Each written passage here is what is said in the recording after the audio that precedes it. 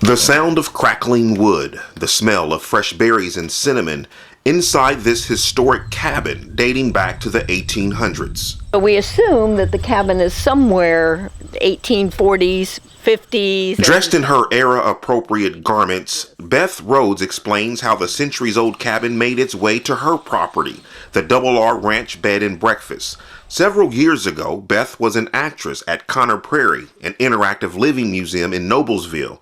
After she and husband Nick opened Double R, they wanted to add a rustic cabin to the property.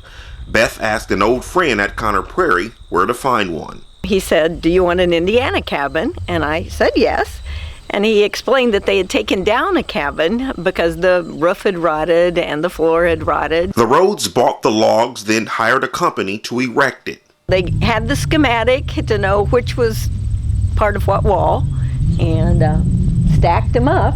Originally built in Holton, Indiana, the cabin was donated to Conner Prairie in 1973. Wear and tear forced them to deconstruct it and store the logs in a warehouse until 2009 when the Rhodes started searching for one. As irony would have it, the cabin turned out to be the very one Beth worked in at Conner Prairie years ago. She played the role of a Quaker woman who helped slaves escape through the Underground Railroad. So this Quaker family is helping them by putting our lights in the window and getting them on through. So it was awesome to know that I had worked in it. The cabin isn't exactly in its original state. The Rhodes added a kitchen, dining area, bathroom, bedroom, and a higher-pitched loft for sleeping quarters.